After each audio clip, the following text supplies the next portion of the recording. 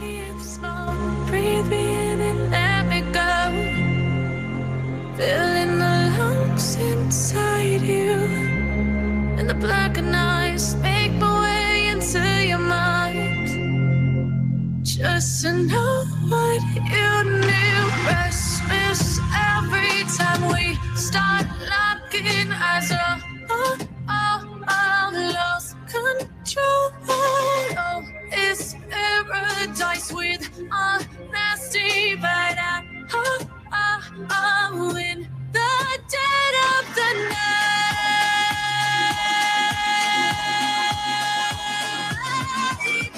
Let the darkness take control.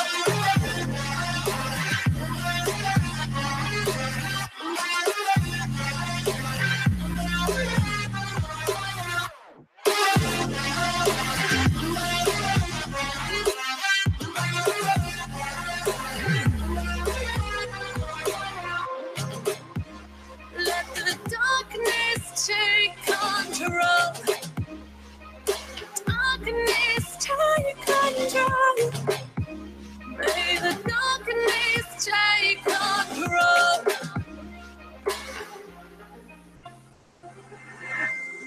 Take me in slow, breathe me in and let me go. Sink to your heart to find you. Open up your eyes till you're blinded by the lights, so you can see what you do. Restless every time we start locking eyes. Lost control. Oh, it's paradise with honesty, but I'm in the dead of the night. Teardrops on the floor. The pain is over. Feel the darkness take control.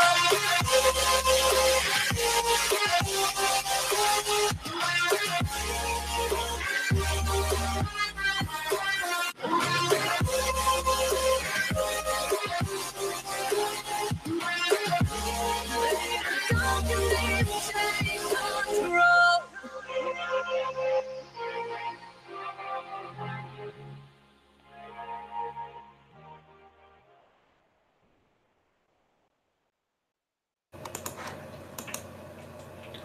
Welcome to AfterTalk. Here's your host, the Glamazon Delisha. Hey guys. Now, for those who may be confused right now, this is not AfterMat, where we do the recap of Sunday's WWE pay-per-views. It is a subsidiary or sister show, if you will, to AfterMat, where we have more of a long-form discussion piece. Although we'll get into a little bit of recap with the Evolution pay-per-view, just because there hasn't been one, and this is a big milestone for WWE. But before we get now to that, I want to introduce my co-host Nicole, or as we like want to call her, Tricky Nikki. How are you doing today, girl? What's up, everybody? So yeah, this past Sunday was a milestone for the WWE. We should disclaimer that for the WWE, it was a milestone pay-per-view called Evolution, where it was in the first ever quotation marks all women pay-per-view. And for those maybe confused of why we weren't doing more recaps of some previous shows, me and Cal are a little bit burnt out. We have different things going on in our lives, different other shows, work commitments. But this is something that we had talked about a few weeks ago about wanting to do. So we got together and was like, well, let's premiere it after Evolution. It's a milestone for WWE. It's a milestone for the wrestling industry in general. If we're going to be honest here, even though WWE isn't the first to do it on this big of a stage, they're the first. So we have to give them props for that. But some people might be wondering, maybe you're new to wrestling, or this maybe the first time you ever watched something wrestling wise the past few months, of why it's so monumental. The women in wrestling hasn't always been as great as it has been in the last few years. I don't know. I think me and Nicole are on the same page where we didn't start really watching wrestling until maybe like the Attitude era. Can't speak today. Which, for those of you that don't speak wrestling, that's kind of like the era of like The Rock and Stone Cold Steve Austin and those guys. So what is that like the 90s, early 2000s? Yeah, Okay. I think there's an actual like date of what it's be, but I always put it as to the mid 90s to early 2000s. I want to say maybe the end of being maybe 2002, maybe 2003. I think some people push it to 2003. No, I'm on it. I got Google right here at my fingertips. Thank God for Google. I know. But before that, it was, I guess it's more like the classic era of this era where you got the Fabulous Moolah and like Alundra Blaze and people who are looked at as pioneers in women wrestling in general. Although women's wrestling has been around since wrestling has been around, it's just, once we got TV and people started getting more cable networks, it started to gain more popularity. And of course, the big behemoths in the 80s were WWF and WCW, and in turn will go head to head, of course, in the ratings war, which we're not going to get into. That could be a whole nother discussion, or probably will be at some point. You never know. By the way, down the line, it's 1997 to 2002 was the Attitude Era. So if you started watching, than I thought it was. Yeah, if you started watching in that time, that's what they call it. They call it the Attitude Era. Thank you. She's gonna be like our fact checker for this show. Nikki, we don't know. We have another person on our AfterMat, Joe, who we call Sting in the Rafters. He's been absent for a while, but I digress. So yeah, a lot of times in the classical era, the women would wrestle, but there wasn't really any rhyme or reason to it. It was just the place on the card, but they seemed to focus more on the looks and the managers and the valets for them to come out. You might think of Sable or Miss Elizabeth and Sherry. Of those notes, they were mainly there to support their men, so to speak, and they would wrestle from time to time. They were kind of like a sideshow. Yeah. They didn't have like their own thing that they were doing. I mean, I think one of the earliest women that I remember watching was China, and like that was pretty much like it. Like I really only remember her. I was still pretty young, obviously, in the in the late 90s. So it was kind of one of those things where she's really kind of like the only woman I remember. Not that she was the only woman wrestler. She wasn't. But like there wasn't a whole lot of screen time for women wrestling. There wasn't a whole lot of like emphasis on them wrestling. They were support roles. Like that's what they were there to like push the story, and that was it. Yeah, I remember for men. The earliest I can remember, like pre-China, I would say it's I actually got into wrestling by watching with my grandfather, and this just came to me. I was watching something, and it was the King, JR, and Miss Kitty, who I believe was his girlfriend or wife at the time. And I remember her just being in this program with this other woman who I can't remember the name of, and they were just in some sort of like cat fight in a costume. It was those terrible. type of things. It was a terrible time. So obviously it wasn't the women who grabbed me into wrestling, so to speak. But until we get to the Attitude Era, where we do have women like China who are fighting men, which I hadn't seen. I think that's why I remember her so much. I remember being like, "What?" It was great. Yeah, and she also didn't look like the other women. She was muscular. She was strong, super buff. Yeah, she could lift these dudes up way better than I could at any rate. And just doing things in the ring that no one on TV, I could say, were doing at the time. I'm pretty sure the internet will prove me wrong and give you plenty of examples of women fighting men. But on the scale of WWF, I hope we don't get tagged for saying that anymore. I don't know. Nah, come on. On that scale, it wasn't done. And then as we got into the later years, we did see some more pushes between pioneers like Lita and Trish and Jacqueline, and I guess a little bit later on will be Victoria, to where they got to wrestle, but still, even though they were still being pushed for the sexy angle, but they were still wrestling and getting involved with men's storylines and making the women's championship more relevant again, which it kind of fell to the background in between the time. I believe in the early 90s that it was almost kind of like vacant. for a while. I wasn't watching in that. That was too little for that. Like really, like I started watching the late 90s, and I took a big gap like during high school because I didn't want people to know I watched wrestling. It wasn't cool back then, guys. It wasn't cool to like wrestling. I don't know if it's cool now. I don't really care if it is. You couldn't find those shirts in Hot Topic back then, okay? That's right. Now you can, okay? I mean, like, it's mainstream. But yeah, like, I think when I got, back into it, which was like later in college or whatnot, it had completely changed. I was blown away by how much women's wrestling had changed. Like, in just, I don't know. I guess it wasn't like 10 years. It was probably closer to like 8 years or whatever. But yeah, I mean, like it's really progressed a whole lot since just 2015. I mean, like infinitely more than what it did in the last 20 years, in my opinion. Yeah. Speaking of 2015, that's kind of like the milestone of how we got to what we're going to talk about today in evolution, as in after the Attitude Era, I believe they call it into that phase. I think they're calling it the PG era. It's these titles aren't really family canon. Friendly. Yeah. No more Stone Cold drinking beers on stage. Just think of John Cena and Free Pebbles. And then you got it. So where the women were still wrestling, we had sort of moved past their bra and panties phase barely, but they were still, not really a main storyline to be had to where people actually want to tune in to watch. Well, let's talk about the fact that they called them divas, right? I mean, like, which they used to be called divas. Now, those of you that don't watch a whole lot of wrestling, wrestling athletes are referred to as superstars, and the women, the guys at the time they're called superstars, and the women were called divas, and that kind of fit them for that time period, because they were dramatic, and you had, the reality show and like those type of things. And it was because they were kind of like sideshowy. And so they called them divas and, made it very hair pulling and stuff like that. But then in 2015, everything changed. It changed. They finally were like, you know what? I think we need to stop calling them divas and give them a real place.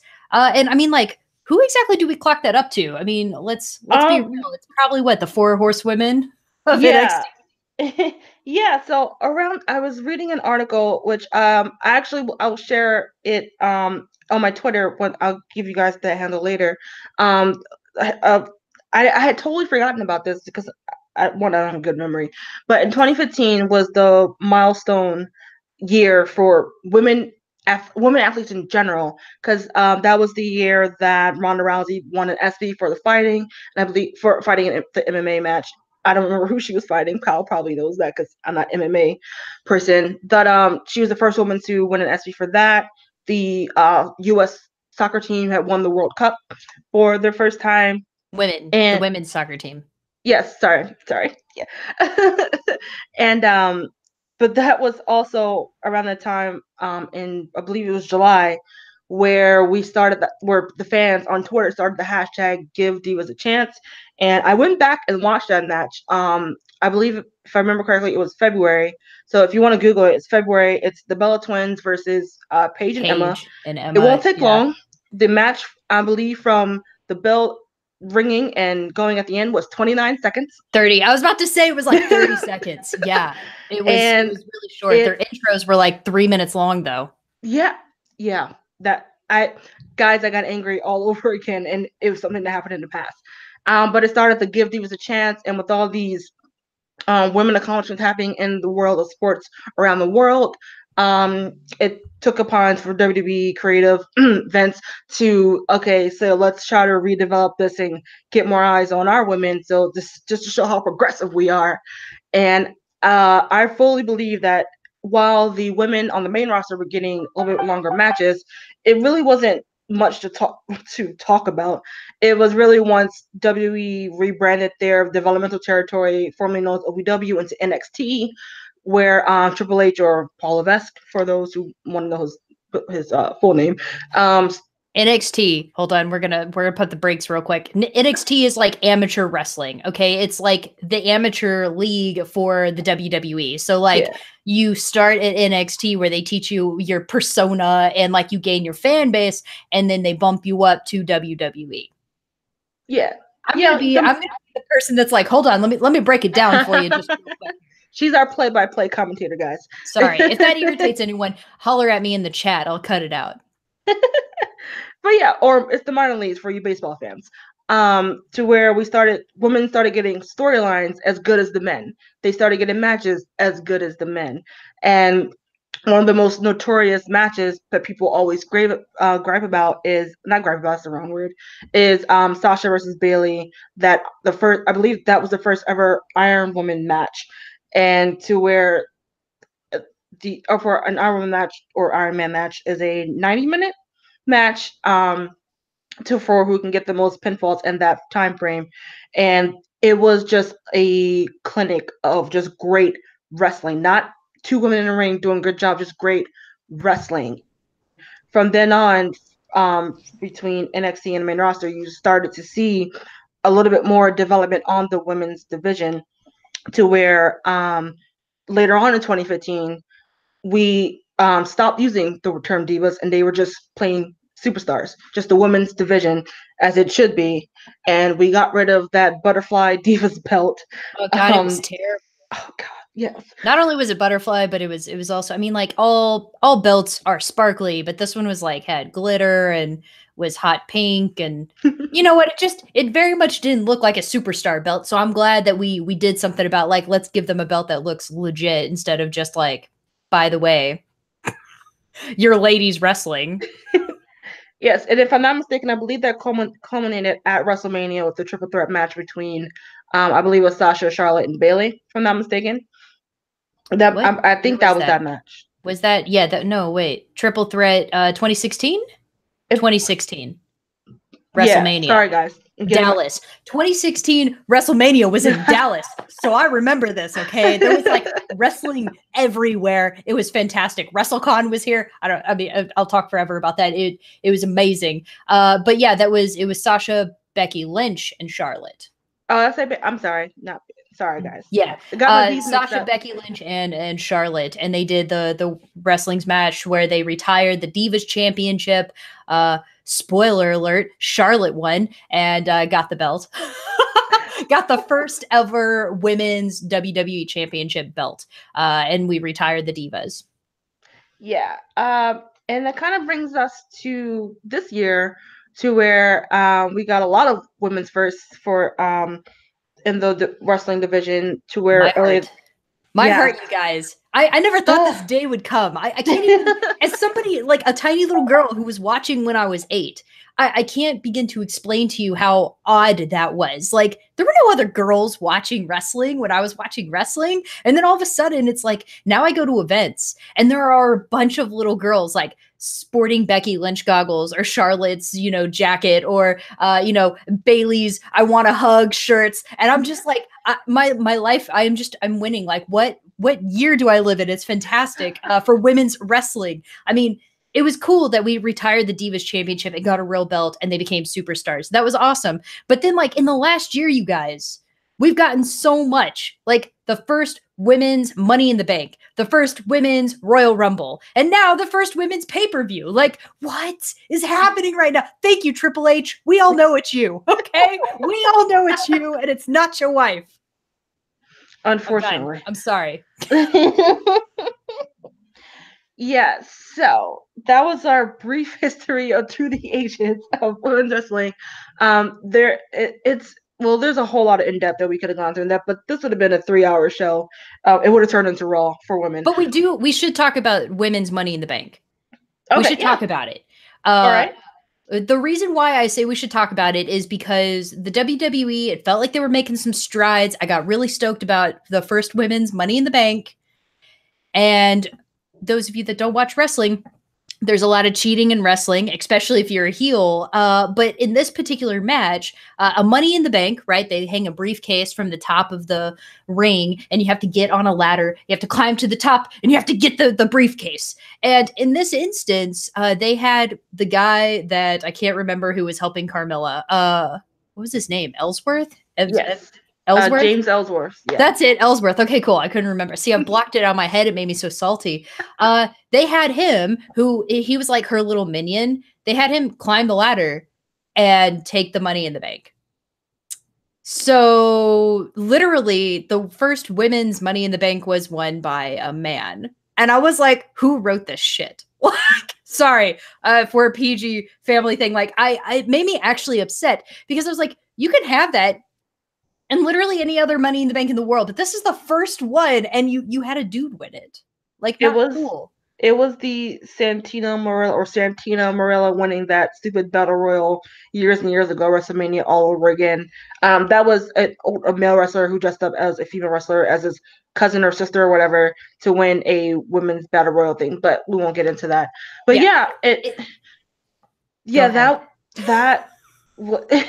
it was so bad that they had to redo the match on the following SmackDown to get the right result. And the backlash was bad. I mean, like, I know I wasn't alone. Like, Twitter was blowing up about it. Like, I mean, there were people who were fundamentally angry that weren't even women. Like, thank you, allied men who are like, that was trash. Like, I appreciate your support in that moment because it was garbage. Yeah, and we said it on AfterMat during it on the Monday after that we didn't mind Ellsworth being involved. Like, he could have just it would have been better if he just helped Carmella up the ladder and have her grab it. Like, it's same result. I mean, using the same mechanic. He should have been the one grabbing the Money in the Bank is what we're getting at, okay? Like, you don't have a man win the first women's Money in the Bank. You know what we need? We need more women writers in the WWE. I'm just saying, I can write so good. Write me in WWE. Right, because there are none. I looked it up. Are there none? Well, that makes perfect sense. No wonder it was trash. So yeah, but a lot of firsts were had this year. I remember I teared up during the Royal Rumble, the Women's Royal Rumble, because I'm like, shit, this is happening. Like, and it was great. And we had a woman of color, a minority, winning the Royal Rumble. With that, if we're gonna talk, we can talk about still. 2 Japanese stars won the Royal Rumble that year. Like, when that only happens. That usually only happens in like New Japan Pro Wrestling, which is another wrestling company overseas, guys. But it was just monumental on so many levels, and there were some backstage videos that WWE put out about the women, like when they were coming back after being eliminated, just like tearing up, and it's always so funny that it's usually in a lot of these instances from the Money in the Bank, the Royal Rumble, Evolution last week, and the not Hell in a Cell match. Even though that was another women's first. Oh yeah, that's right. I forgot. Elimination Chamber. That's what I was thinking of. It's so funny. It's great to see like Triple H and some of the other talent just standing there, like just giving them hand claps and high fives as they come to the back, because they know how important this is for them, not just for us, the fans, and for the industry, but for those women in particular. So it was really great to see that. And the Royal Rumble, at first, was what did me in, and then we get to Evolution, where I was just a bawling mess. Oh yeah, no, for sure. I mean, like, I was already like, I remember watching live. I mean, it was in Dallas, 2016 WrestleMania was here when they retired the Divas belt, and I got completely emotional about it. I was like, oh my God, it's happening right here where I live, and like, it's right up the street. I didn't go. I don't like crowds, and there were like 70,000 people there. Like, I don't do that. Okay. But like, it was here, and it was amazing because I got emotional doing that. And then like, when I heard the announcement for the first Money in the Bank, I was emotional about it. And then, we do get the Royal Rumble. I got to go to the 30th anniversary Royal Rumble that was in San Antonio in 2017. And it was amazing. But then they announced that there was going to be a women's, and the fact that, Asuka won it, like, what? Like, what? I mean, like, I thought for sure they were going to give it to, literally the poster children of the WWE. Not that she's not, because she's extraordinary. But like, yeah, like you said, I mean, not only was the first Women's Royal Rumble won by Asuka, but she's a woman of color. And I mean, like, that's extraordinary. It's amazing.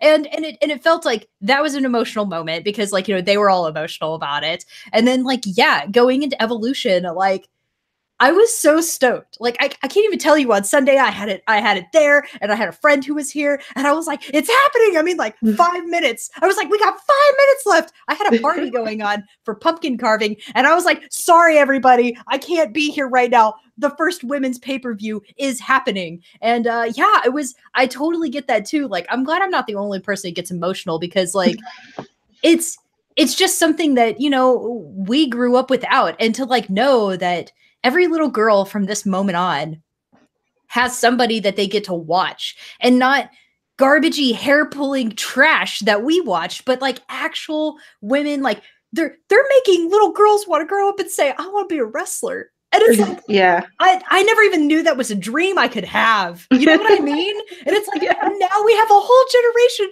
of little 8-year-old me's running around, and they're like, when I grow up, I want to be a wrestler. My dreams are coming true. I'm getting emotional right now. I'm good. I'm sorry.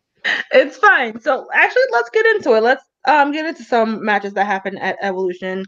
I am going to say the first match, which was originally supposed to be Trish and Lita versus Alexa Bliss and Mickie James. I originally had very apprehensiveness about this match, because one, they were promoting it as like the two like pioneers, which they are, versus like the new generation. But I'm like, Mickey's been around for a long time, guys. We're not just gonna disrespect her like that.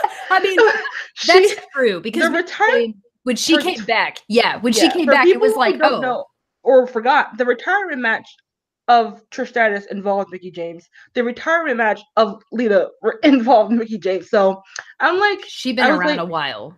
Yeah. And but Alexa had a concussion during a house show. She couldn't compete because of the concussion protocol. So they just slipped in Alicia Fox in there, who I'm a big fan of. Like, she's one of those like worker horses for the WWE, who's been around the game for a long time and just does everything she's asked to do and just goes with it. But I was she's the Dolph Ziggler for women. Yeah. That's like, just a good comparison. That's what I'm here for. I'm here all night, you guys. But I was apprehensive because I was just like, all right, let's see what they got, and it was really good. I shouldn't be surprised that it went well because of who was all involved, but they showed that, well, Lita and Trish showed that they could still go.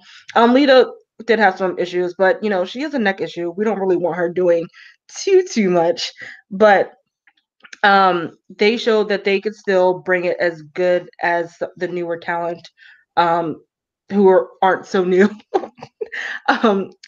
Talking about Alicia and Mickie, but the match was really good. But of course, Lita and Trish won. I don't think anyone going in didn't think that they wouldn't. If you didn't think they were going to lose, talk to me. I want to know why. No, I thought for sure they were going to give it to the returning women, just because of nostalgia. Like, if there's one thing that the WWE knows that fans love, it's nostalgia. That's why every WrestleMania, either The Rock or Stone Cold or The Undertaker, whoever, has to come back and be like, by the way, I'm still here. Or I'm still alive. When we talk about Crown Jewel, we can talk about how stupid Hulk Hogan showed up. We're not there yet, okay? We're still on our evolution high. Let's not ruin it with... Yeah, we're not going to ruin our mood with that twist of match. And then after that, we got another tag team match of Sasha Banks, Bayley, and Natalya versus the Riot Squad, which is Ruby Riott, Sarah Logan, and Liv Morgan. Yes. Okay. No, I thought if I got her name wrong, Kyle was gonna like backlash me. But I'm gonna say this was probably my least favorite match of the card, and not to say that it was bad or anything like that. It's just that I didn't care for this because it had really nothing to do. I don't know. There wasn't really much build up for this match. I do believe they were trying to protect Sasha just a little bit, just because she was coming back from an injury, and so they didn't want to give it like a one-on-one for she had to go for a long time. Too quick. Yeah, protection, but you know, it is what it is. and the match wasn't bad. Like I said, it was just I didn't particularly care for it. There were probably people who were like they loved it, but it was to me it was fine. It was fine. Yeah, I don't remember feeling that way or this way about it. Like, I don't remember being incredibly invested. But at the same time, like, I think Sasha's amazing, and she's an extraordinary wrestler. One of my biggest issues with her is I'm like, girl, you gotta like, yeah, I know you play at 900 all the time, but like, you gotta bring it down, or you're not gonna be wrestling for much longer. Like, she's so hardcore in her moves and her athleticism that I'm like, you are gonna not have any knees left. Like, you are gonna have to retire in like 2 years. So please, can you just chill for like 2 minutes? Because I really love her. Like, she's really great. She's one of those little girls that she said, you know, when she was young, she was like, yeah, I wanted to do this. I wanted to be a wrestler. And it's like, I love that about her. She's, you know, what I wish I would have been when I was, you know, if I was 10 years younger. Yeah, I will say it's not a Sasha Banks match if you're not fearing for her life. Because she's always doing some move where you're like, oh girl, oh right. my neck. Yeah. Oh, So I mean, like, she's always enjoyable to watch, in my opinion. Like, I enjoy watching Sasha wrestle. Any match with her is a match worth watching, in my opinion. Oh, for sure, for sure. I just meant that, like you're saying, she goes hard in everything that she does. Definitely. Yeah. But I always fear, I'm like, I don't want you to have to go away again because you got hurt. Right. I mean, it'll happen because it's just the nature of the business. But oh, girl, protect those knees. And after this match, I believe this was the finals for the Mae Young Classic. And which was a women's tournament where they get a trophy, and for the most part, they usually get some screen time on NXT. And if they get over well, they usually either stay in NXT or get called up to the main roster. It's an opportunity for people who don't, you know, it's an opportunity for younger wrestlers or new faces to come into wrestling, is what it is. Yeah, for those who watched it last year, this is where we first saw Bianca Blair. This is actually the first time we saw Toni Storm, but she got injured and couldn't compete later on. Shayna Baszler and Kairi Sane, who was the winner last year, who came into this pay-per-view as the NXT Women's Champion. So dude, the tournament. Let's talk about Kairi keeping her belt in her treasure chest. Okay, I'm sorry, but that was the most glorious thing I've ever seen. When she came out, I'm like, is her belt in the treasure chest? And I was like, oh my, she opens it. And I was like, oh, I'm so jealous. I want to be a pirate princess, just like Kairi. Right. I can definitely see the cosplaying. I'm pretty sure there were some people like that for Halloween, but you can definitely see the cosplaying going on after her exposure. But yeah, but the Mae Young Classic can get you some exposure to the not for the American audience and also like the WWE audience, because some of these come from other promotions like New Japan, Ring of Honor, and then some smaller promotions across the world, or the indie scene as they call it.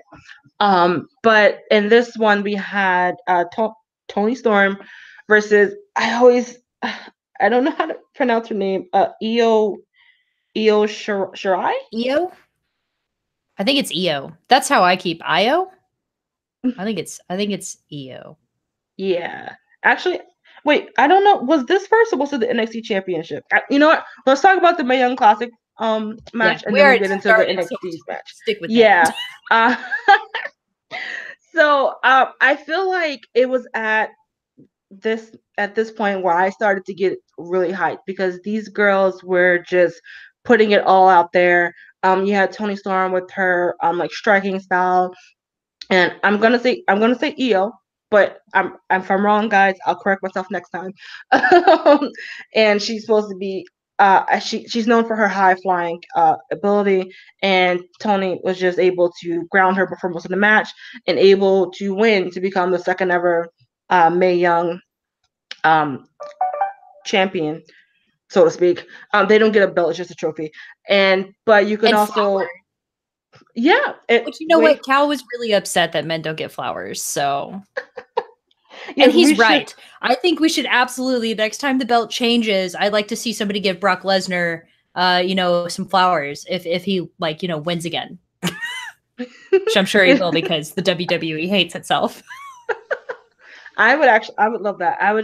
I don't want them to tell them. I just want them to come out and just give them a bouquet. Yeah, of flowers. just like, here you go. Here's your belt, and here's a bouquet of roses. Would be fantastic. Like, let's let them do that, okay? And I just want to watch the men be like, be great. I feel like the first person to be okay with that would be Finn Balor. But oh, my man. Oh, I love him so much. And his but him. So Toni Storm is now the Mae Young the second Mae Young winner, and you can also see her on the NXT's UK brand, which they started a month ago, I want to say a month or two, and they're turning into it live starting, if not this month, the next month. So it's another thing on the WWE Network. Free advertising for you, WWE. I accept my check in the mail soon. And then we got into, this was actually one of my more anticipated matches of the night on the card, which was Shayna Baszler versus Kairi Sane for the NXT Women's Championship. It was the first time the NXT women's championship will be featured on a main roster pay-per-view. They're usually just featured on the NXT pay-per-views Takeover, which comes before mainly the big four pay-per-views. And the build-up for this match was pretty great. I really love the video package that aired before it. My friend who was watching Evolution with me, he doesn't watch NXT, so he never knows who these people are. And NXT is great. I'm surprised more people don't watch it. Like, yeah. I get disappointed when I watch NXT and then they come up to the main roster and they're just bad. And I'm like, what happened? You were fantastic in NXT. Like, why are you bad now? Oh, that's right. Writing. Yeah. I'm not gonna read. My friend goes, I haven't even seen this woman wrestle and I'm scared for my life. And oh man, was he talking about Shayna Baszler? Because she's such a badass. She's one of the four horsewomen of MMA. Yeah. Which also includes our Ronda Rousey, who's now here in WWE. Jessamine Duke. I don't know. I forget. I'm waiting for Cal to correct me on these things. Earlier, I can just scroll up and see. Hold on. And I have Ronda Rousey, Shayna Baszler. God, why can't I say her name? Jessamine Duke and Marina Shafir. Sorry, guys, we don't watch MMA, but we will learn their names more in depth pretty soon because if they come to wrestling. Yes, because they are now on NXT. They're totally coming to wrestling. Yes, so they got themselves involved in this match. This was before that. This was like maybe not a barn burner, but it was a strike hard, strike fast match where Shayna was pretty much down with the match, but Kairi Sane just kept coming back and just would not quit, to where the point where Kairi just threw Shayna into the crowd, which in turn she landed on the two other horsewomen and Bianca Belair, who was there for being there to look fly as hell. I love her. And then later on in the match, those two get involved while the referee's being distracted, of course, so we can start setting that up for Shayna Baszler and Ronda probably somewhere down the line. But we get Shayna Baszler winning her second NXT Women's Champion via tap out or pass out. Because, which was really cool, by the way. Like, I loved that they didn't have Kairi tap out. Like, that was fun, because I mean, like, Kairi's really great, and so like to have her tap out would have felt kind of wrong because, like, really only heels tap out. But so it was great to see because she's not a heel. It was great to see her, like, not give up. Like, she got choked out is really what it was. Yeah, it was great. It was akin to Shayna's earlier reign. I think either before she became champion or soon after, where she was just choking everybody out. Man, my friend calls her the female Samoa Joe. When I grow up, I want to be like Shayna. Like, she rocks a leather jacket and has abs and stuff. It's great. She is so good as a heel. She's amazing. I love her. She's even scary looking. Yes, she's great. I would not look that WWE. woman. I need her on the main roster. And then I need the 4 horsewomen of MMA and the 4 horsewomen of wrestling to have a 4v4. But like, let's make it interesting and make it like a table, ladders, and chairs match or something. That would be great. Because Wouldn't that be amazing? You know they're setting that up. We're getting that at some point. There is no way we're not getting that. I would be surprised if we don't. But yeah, that would be great. It'd be fantastic. I'm sorry. Anyways, it's cool. It's cool. It's fine. We digress again. Geek out about all the women. But yeah, at this point in the match, I was like, okay, guys, I feel like we're in good hands. We're doing great. And then we got on to, this is Becky versus Charlotte, right? That was next. Oh man, is it? Oh no! Oh my gosh, guys! I'm so we forgot about the every woman in the ring. The battle royal, and I battle royale. That's it. The every that is not because it was bad. It was just there was just so much greatness going on that I totally forgot. I actually think that was like the second or third match. I didn't write these down in order, unfortunately. I just wrote them down as I was reading them online. I thought they were going to give it to Ember Moon. I was like this close to legitimately just crying. Okay, I got to support Ember Moon. She's a Dallas girl, and I'm in Dallas, so like she won my heart at NXT Takeover before the Royal Rumble. And who doesn't like werewolf people? I don't know. Yeah, like they still haven't really addressed that on the main roster, but like that's the best. I'm as somebody who grew up watching wrestling, like I have it in for people who have really ridiculous like gimmicks. Yeah, like I love Kyrie the pirate princess. Like why do I love that? I don't know, because she's a pirate princess and why not? Like I'm sorry. I'm from the Attitude Era. I can't help it. I just love really ridiculous gimmicks, and I'm just waiting for Ember Moons to be ridiculous like Finn Balor's, okay? I need that to be a thing. Yeah, I do love that we did get to see everyone come out. It wasn't just a promo package and most people were in the ring already, and then like the last 5 we see the entrance to. They actually let everyone get some shine, even if it was just until they got to the end of the ramp, which was totally fine. And it was great seeing some of the not older wrestlers. That sounds wrong. Wow. Some of the pioneers, the other pioneers or stepping stones in the women's division, like Kalender Blaze, who lasted there for a good while, like Michelle McCool, who was part of that in that sort of PG family friendly era, to where she didn't really get to shine much in her athleticness. But she lasted pretty well as she did in the Royal Rumble. In the Battle Royal, I think she eliminated like 5 people. And then we got to see Molly Holly, who definitely looks like she can still go if needed to be. She was actually another favorite of mine growing up, to where while she got stuck as literally a sidekick, but she still could hold her own. And I think and then I think was Kelly in this one too? I don't know. There were a lot of women in this match. Yeah, I was trying to just give some notes to some of the non-present day women. But you know, sorry, I'm all about Ember Moon. I'm like, what? Why didn't she win? How dare? Yeah. So I'm okay with Nia winning. Nia Jax is cool. Yeah, so we had Nia winning, but it was great that the last 5, I believe, were women of color again. Which victory for third wave feminism, you guys. Yes, for progress. I just my hoodie at myself because I was so excited.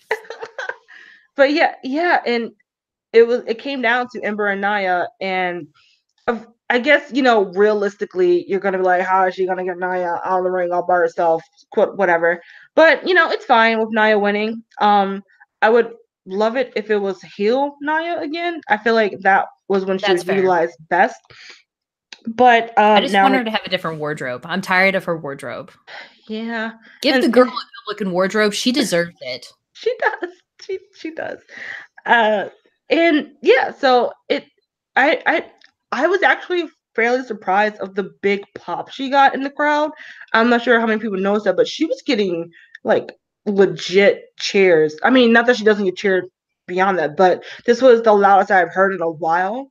And I was like, wait, is she from New York? She's not from New York. I don't remember her being from New York. And it was like, she's not, but it was great to hear that though, to know that the fans still love her, and so far, hopefully that continues. Her character isn't being squandered, even though she's getting lost in the shuffle, because she was the big monster of the women's division, and now they sort of gave that moniker to Ronda for now. But we shall see what they do with her in these next couple of weeks leading up to whenever her title match is going to be. And speaking of title matches, let's get into the big one that everyone wanted to see, Becky versus Charlotte. And guys, this match was legendary. I'm gonna say this was, as of right now, November 5th, 2018, the match of the year for me. Right now, that could change in a month or two. Who knows? That's true, but absolutely, and I 100% agree with you. This was probably my favorite match of the entire year so far. Like, oh my god, it was extraordinary. It was glorious. And I think it all goes so many descriptor words. It goes back to them having a story, them having a history, a build up. This is, I'm pretty sure, I don't think anyone fault me, the most built up match on the card. And with one of the most over superstars probably in wrestling right now is the resurgence of Becky Lynch. As she's not a heel, she's not a face. I'm saying she's a tweener. She's like stone cold right now. Like nothing she can do besides kicking a puppy or a kitten is going to make the crowd boo her. For sure. I agree. And I know a lot of people, Becky Lynch has been my favorite female wrestler since like 2015, 2014, somewhere in there. Okay, like right when she was like in the Four Horsewomen, and like I loved her gimmick. I thought, the last kicker, I don't know, I really liked her, and I thought she was amazing. And then like I found out her history and that she started wrestling really young, and it like saved her. It just made me love her even more. And yeah, like I got to watch her lose her belt at Tables, Ladders, and Chairs. To Alexa, that sucked. Remember that reign, guys? Remember that title reign? Yeah, remember that? But oh man. But yeah, like I love Becky Lynch so much, and she's always been a face. And then they were like, heel turn. And I had a lot of people like texting me when they turned her heel, and they were like, how do you feel about this? Because she is your favorite wrestler. Like, she's my favorite female wrestler, but like if I could only have one, it would be her, followed very closely probably by Finn Balor or maybe Bobby Roode, or there's too many. I can't pick. Okay. I don't want to pick. Don't make me pick. But like, I love her so much. And when she turned heel, I'm like, well, I don't see how this is going to go bad.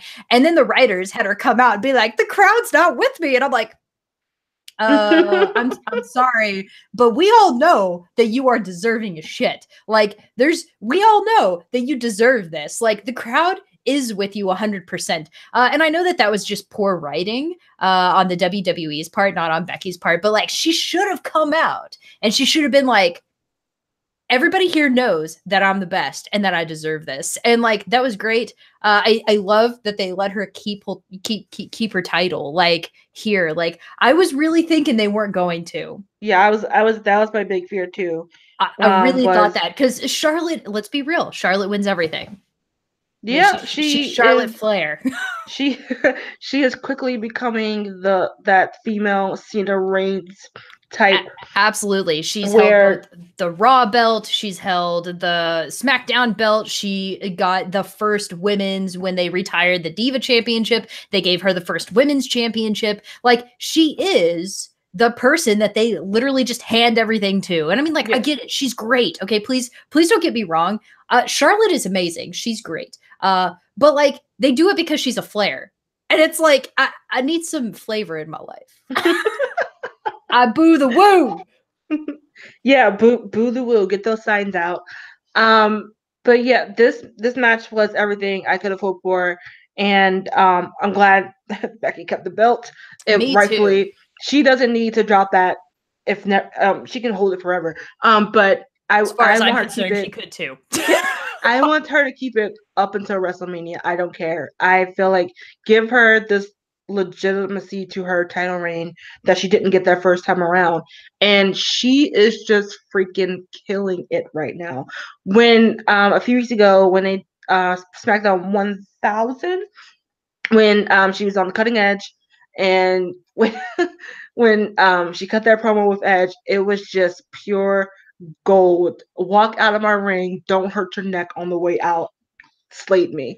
I'm like, she's just amazing. I mean, yeah. and Becky has a great social media presence. She's just fantastic. Like, she is what makes the WWE great. Like, she just is.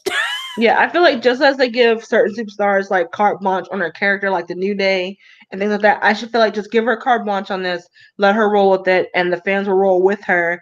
And actually, I did love that in the beginning. This was another one of those great moments before the match even started when Becky came out and her music stopped. The crowd kept singing or humming the tune to her theme song, and Charlotte was just like, "Go ahead, have at it. I get it."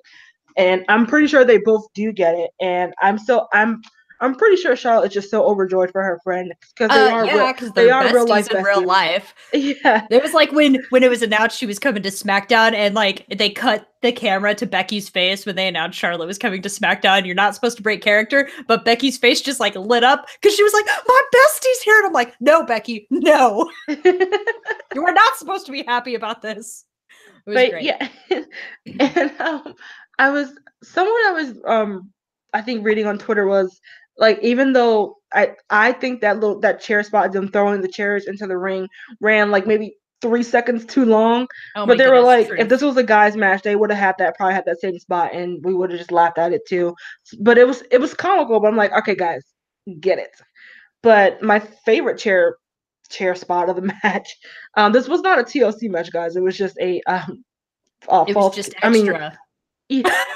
Yeah, last woman standing match. But I did love when Becky was when she hit her behind the I almost said ring announcer, the announce table, and just started piling chairs and on top of her, plus a rolling chair, plus a table that they broke earlier in the match, and like, you're not getting up from this. And of course, Charlotte rising from the quote unquote ashes of the chair to beat the 10 count. It was just great storytelling. It was. And the fact that they had Becky like cower back, like, oh no, she got up. I mean, I was kind of like, whoa, like, yeah, because we all thought that too.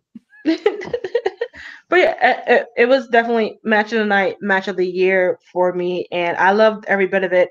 And I'm actually pretty curious on what we're gonna get with SmackDown coming in the next coming weeks, because I'm hoping we don't, whatever's after Survivor Series, I hope that we don't get another Becky Charlotte match right now as the next. I want them to let it like fester and brood. Yeah, I would love to see Charlotte be brought down on the ladder, so to speak, of the rung of the women's division.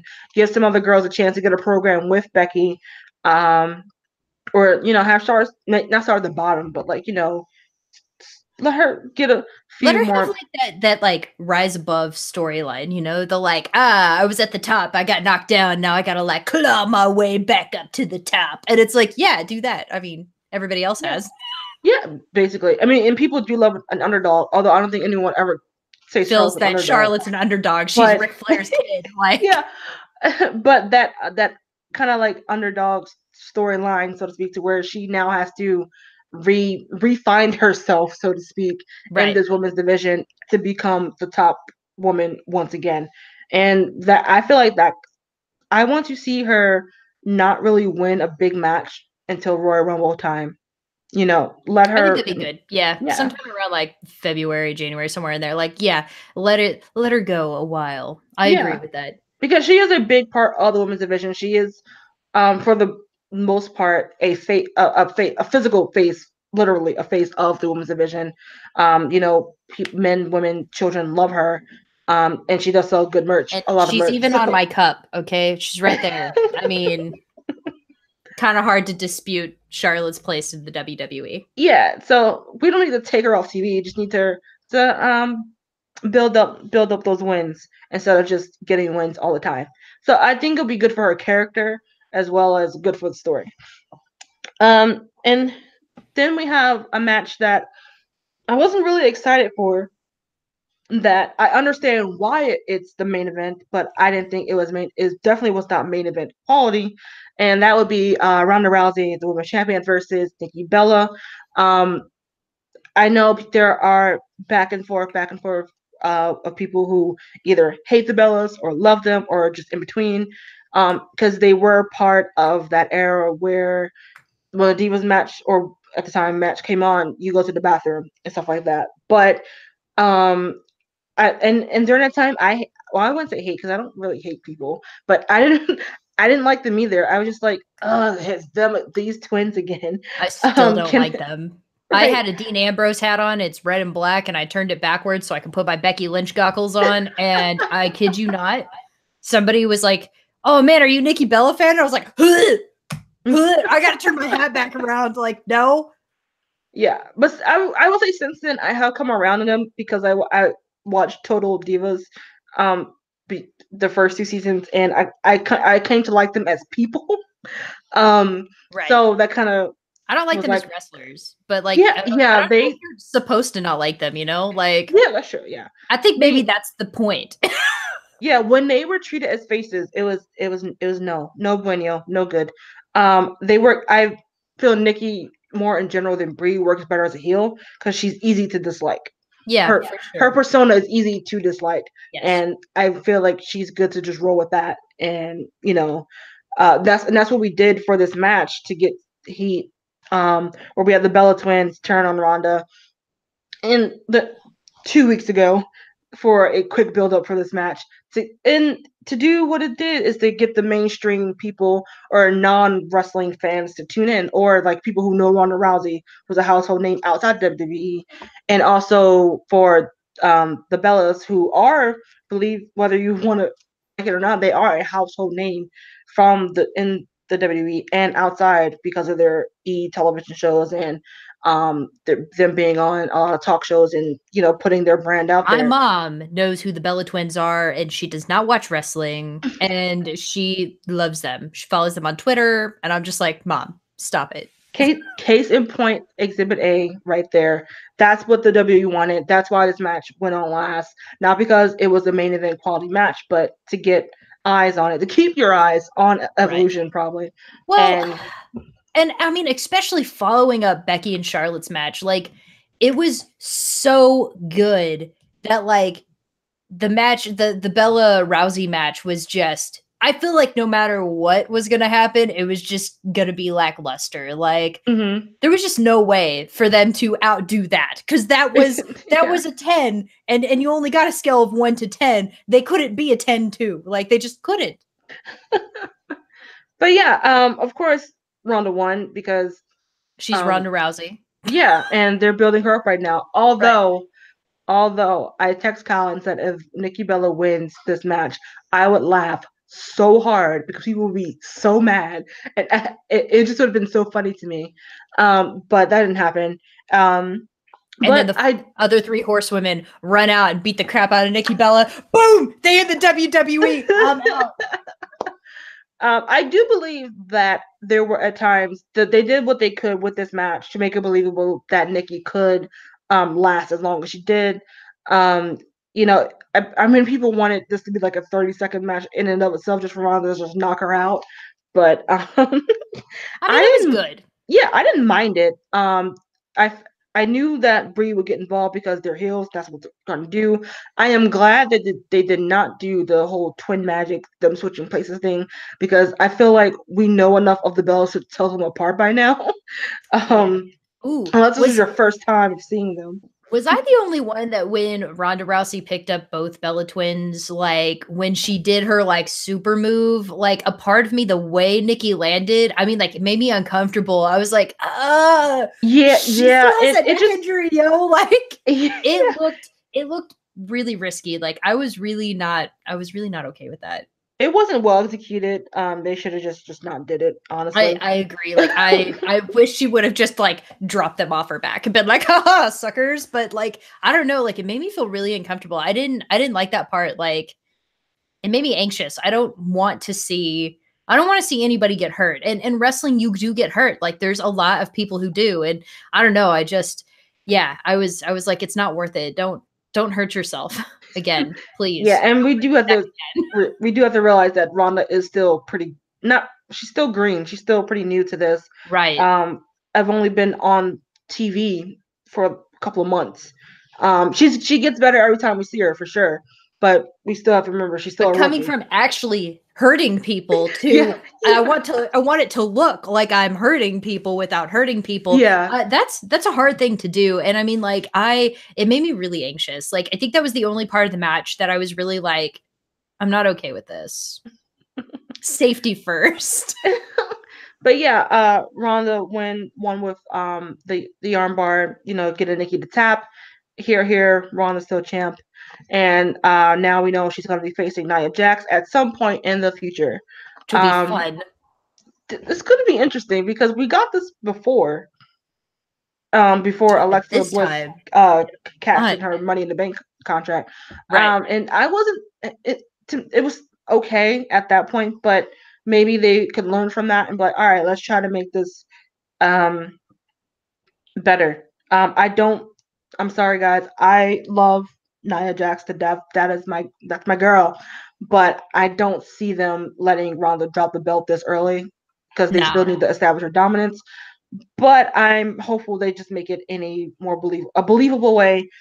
I'm pretty sure this is going to be Nia putting Ronda over as, I guess, give Nia back her monster status, but still letting Ronda be strong and be like, I got this. I really hope that Nia dominates a good part of the match whenever we get it. I'm guessing it's going to be I forget what the December pay-per-view is. Is that Night of Champions? I don't recall. There's so many pay-per-views now. I can't keep up anymore. I know, guys. But yeah, I feel like we can still get a good program out of them. Nia still needs to work on her promos, unfortunately. That's the one negative I can say about her, and the only negative I will say about her. Otherwise, she's perfect. Yeah, I get that. I just want her. You know what? We just need Monster Nia back. That's what we need. They can team up. We can get that, and they can just run roughshod over the whole Raw roster. I wouldn't mind that at all. But we are going to get Nia and Ronda at some point. We did. I don't know if this. I believe this was after Evolution went off. We got the news that we are going to get Becky Lynch versus Ronda Rousey at Survivor Series this month. Which will be fun. I am happy for and nervous at the same time. Yeah, right? Like, I don't know what they're gonna. I really think they're gonna keep pushing Rousey, like, because she's Ronda Rousey, and they're like, oh my god, look at all these people who didn't watch wrestling who are suddenly like wanting to watch wrestling because of Ronda Rousey, and I'm like, that's fair. I get that. I know that wrestling, they're in it to make money. I mean, I buy into it. I have a ton of WWE merch. Of course, I bought this specifically because I got to support my ladies. But yeah, right? Gotta go get your shirts and stuff. So we get more pay-per-views, and then I can totally just stop watching men's pay-per-views altogether. It'll be fantastic. Exactly. And then Tyler can just come hang out at the women's every now and then. Going back to your Becky is a great social media presence. Guys, if you're not following Becky Lynch on Twitter, do yourself a favor and do it. You are missing out. Yeah, she retweeted a picture, or they showed it on SmackDown, one of the two, probably both, to where it says Ronda Rousey is now following you, and then she retweets, she tried it, and I'm like, yes, it was great. It was so great. Yeah, and then when she did a like 2-minute promo on SmackDown that's always needed, to where she said, you know, Ronda's supposedly the baddest woman on the planet. What planet? And while she's wearing a shirt saying "I'm the man," and I'm like, "Yes, Becky, give me all of this." I love her so much, you guys. I love Becky so much. Like, I want her to win, but I see the WWE being like, "But Ronda Rousey." yeah. I don't. It's like I'm just on the one hand, I'm like, guys, I don't know about this. But on the other hand, I'm like excited that I don't know what they're going to do, and I'm happy with that. Which is, for people who've been watching, like, over time, the more you watch, the more you see things coming, because the WWE has like 7 things that they just rotate out for all of their storylines. Like, if they're best friends, I promise you somebody's going to turn, you know, and then eventually they're probably going to be friends again. And I mean, like, they have the same storylines over and over and over again. So, like, the longer you watch, the less reaction you get, because you're like, yeah, of course that was going to happen. Like, duh. But yeah, I'm excited because I don't know what they're gonna do either. And it's like, I don't know. I think I'll be excited either way just because the match sounds like it's gonna be a lot of fun. You know, like it's got my favorite wrestler in it, so why wouldn't it be fun? Because I love Becky so much. Yeah, and they're already promoting, you know, the arm bar versus the disarm her, and it's dude. I need to see Becky's finisher. Okay, I need to see the last ride. I need to see it on a pay-per-view. The last ride. Let's see it. Okay, Becky, that would be cool. You're watching this, please do your finisher move that I've never seen in real life. Or just give it to me once. Once she probably done it like a house show or something, but like, no, I didn't see it on WTV. I didn't even know she had one, and I love her. And as somebody was asking her, and she was like, "Yeah, I have a finisher move," and I'm like, "Bullshit! What is her finisher move?" And then she was like, "It's called the last ride," and I'm like, "Stop it." Maybe we'll get to see it soon, hopefully. But yeah, I would say the one thing that not the knock on this pay-per-view, or I guess yeah, it is that the month before, I think what was this, I don't remember what Evolution was announced. Maybe this is November. I want to say maybe August, September, or something like that. Yeah, it wasn't that long before it actually happened. And what really made me nervous about the pay-per-view was the lack of the build-up. And I feel like this has been a consistent problem with the women's division in total, is not only of like storyline development. I feel like they weren't hardly, it was like almost like they forgot about Evolution until 2 weeks before. There was an advertisement for it. Like, they did not advertise the way they advertise other things. Yeah, like a couple of weeks before that, we had Superstar Shakedown, the big Australia glorified house show, as I called it. And that's when it was around that time I started really getting nervous, to where I was like, gosh, I know they're not physically forgetting about them. Like, did they forget that they have another pay-per-view coming up, one that's fairly important? I mean, you keep telling us how important this is, but you're not emphasizing that on your live shows on Raw and SmackDown. Right. At least not to the ability that they've done other pay-per-views. Like I said, we got the Bella and Ronda build up 2 weeks before the Battle Royal. They at the time 2 weeks or 3 weeks before only announced maybe like 8 women. And the only other story that was really pronounced was the Becky Charlotte match. And so I just feel like there was a really big lack of build-up, which might have contributed to their low initial sales at first for the arena. But I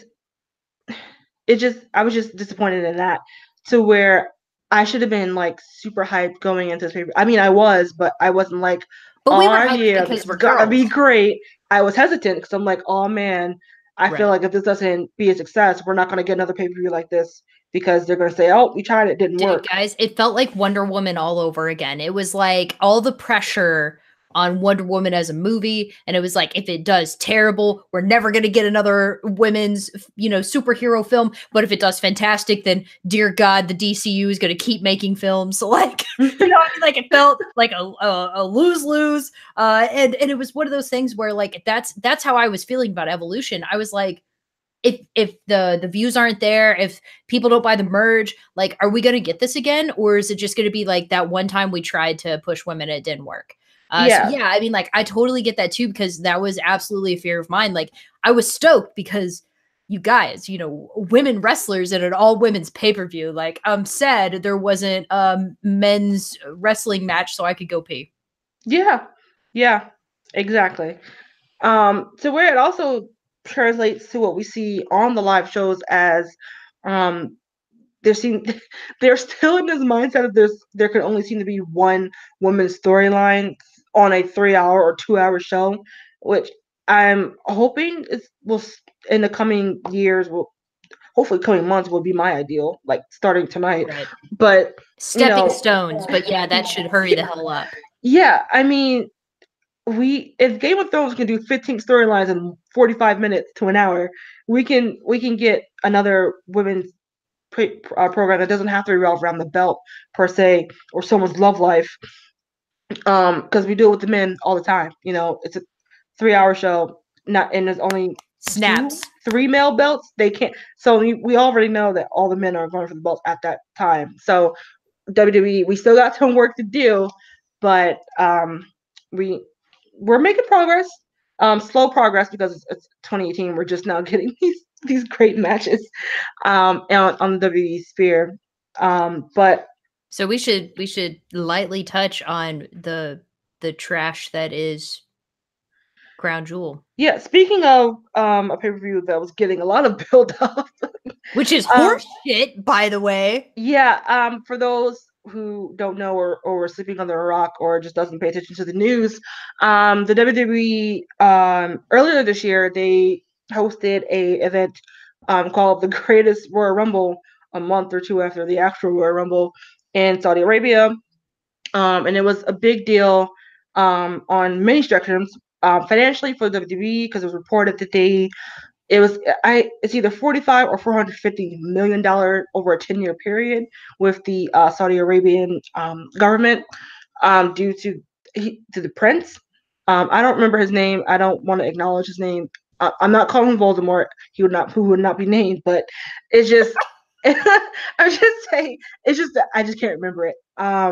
And he, for those who don't know, the Saudi Arabia government, they're not like a third world country. They're very rich because of their oil industry, but they're very they're not as progressive as other countries. Women just were able permission to drive, and I'm pretty sure there's some sanctions behind that as well. I'm pretty sure there's some rules on when they can and cannot. Anyway, whatever. I'm not going to talk on that because I don't know. But overall, the biggest thing, it's typically oppressive to people who are not men, or like or rich men. Yeah. So it is. I mean, like some of the other places in the world, it is oppressive specifically towards women. And it was just recently learned that their government assassinated, murdered, actual murder. The government, murdered someone. What was it, a reporter? I think it was a reporter, right? A reporter from the Wall Street Journal, I believe. Yeah, I mean, like, it was a really big deal. They had him murdered. The government did, and the WWE is like, yeah, let's still go there. Yeah, and another big controversy was that, of course, because of their laws, the women were not allowed to be on the television. They were not allowed to be on the program, and they were also supposedly not supposed to be even shown. Because at the Greatest Royal Rumble, the WWE got some flack because one of their promos featured the women in wrestling gear as a full, and they got fined for that. So that was another. Outfits are deemed inappropriate. Yeah. Whatever. I mean, I think that's less a Saudi Arabia thing, and that's more of a cultural thing, which I think is something that to each their own. I mean, like, you want to cover everything up because that's how you feel good and that's what you believe in, then do it. You want to let it all hang out, then you do that too, girl. Yeah. Another thing that really rubbed people the wrong way was also during that period of the time, it was a lot of propaganda on how great Saudi Arabia is, and that just rubbed a lot of people the wrong way. Yes. It should indeed rub you the right. And if it isn't, then you should do some self-reflecting. Yes. And another thing about the women is that because earlier before that, the women had just made history by wrestling in Abu Dhabi and Dubai for the very first time, and they didn't wear their traditional gear. They wore they were covered up, and I believe it was the first time that women, although they'd be accompanied by a male family member or of such, were able to attend that event. And it was supposed to be this big change in the industry for those type of countries to where the women could still show up and be represented and give hope to those girls in that arena. It was a great video package to show it of women down as they were coming on the ramp, just tearing up, screaming, "This is awesome," and stuff like that. So to have that at the beginning of the year, and then come to Saudi Arabia, I believe that was March or April, it was, to where there would be no women were allowed, to where they announced they're going back again on November, this past November 2nd, and again, women, sorry, you can't be there. So, and a lot of people thought that Evolution was a consolation prize to that. right. So, and that's the thing is like it's like the WWE will make strides and then they turn right around and shit all over it. And like that's what it's feel like. Like every single time we get a little something, it's almost like people sitting up in the WWE writing is like, all right, we did this thing. Let's pat ourselves on the back and like go back to our garbage. Yeah.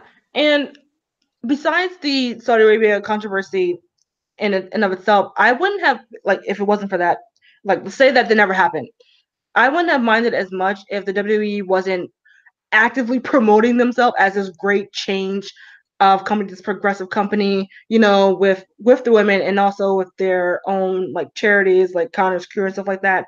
If they weren't actively saying, look how good and great we are, and then you turn around and you are maybe not actively promoting the degradation of women, but in a perspective way, in the public eye, that is what you're promoting. And so out of that spite, I chose not to watch it. I did not watch Crown Jewel. But one person who did is our AfterMat co-host and producer of AfterTalk, Cal.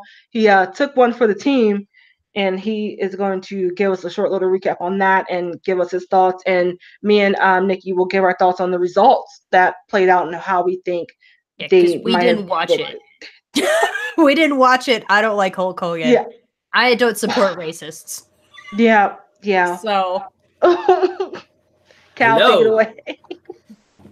So, the CJ and Crown Jewel stood for complete junk. Because that's what it was, complete junk. And I'm so upset about what it was. It was basically stroking the McMahon ego. And what do you associate through time with the McMahons?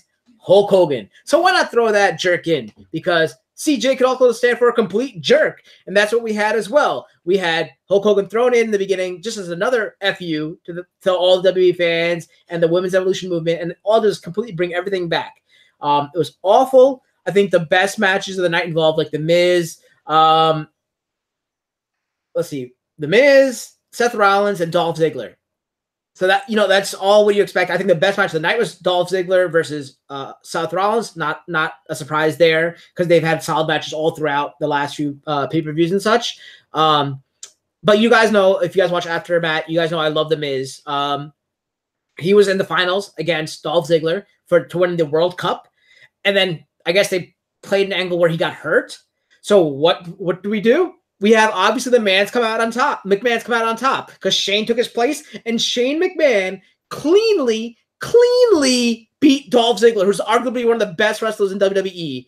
And I don't get it. Just so he could win the trophy and walk around. Like, that's another FU to the fans as well. Followed up with I don't even remember what happened after that for a while. I was completely like shot. My mind was shot. I guess actually that was the second to last match. I wasn't really following any of the other matches because I wasn't into it. But when I saw Miz on the card, I was happy. Seth Rollins, Dolph Ziggler, I enjoyed all those kinds of matches. Came to the main event. We had Brock Lesnar versus Braun Strowman for the Universal title. Okay, so Roman Reigns is supposed to be in it. Unfortunately, you guys all know what happened with him. So it's Braun versus Brock. The match is about to start. I'm so upset with Dolph Ziggler right now. Baron Corbin comes in, holds up the Universal title, saying, "Oh, hey, this is what the match is for. This is what the match is for." And then he hits Braun Strowman in the back of the head with the belt, causing Braun to fall into Brock into an F5. The pin, he kicks out. Another F5 that he throws him outside of the ring of. Tries to count him out. Nope. Comes back into the ring. Another F5, kicks out. Another F5, kicks out. Finally, we get some offense from Braun Strowman. It's not even offense. It's defense. It's counter move because Brock throws Braun to the corner, goes to charge him. Braun gets the boot up. Brock falls back a little bit. So Braun goes to go spear him or whatever he wants to do. And Brock puts him into another F5. Fifth F5. 1, 2, 3. Brock is your new champion. So the match literally lasted like 2.5 minutes. And there was only 3 moves involved, which was the big boot, F5s, and if you consider a pin a move, all the belt in the back of the head as well. So that was all that happened. It was such a disappointing pay-per-view for all this hoopla that there had to be fed by oil money and all that kind of stuff, oil or blood money, whatever you look at it, But what it did was really, like you guys were saying, knock the progressiveness of the or progression of the WWE as it moved forward with all this other great stuff with the women's evolution and all that kind of stuff.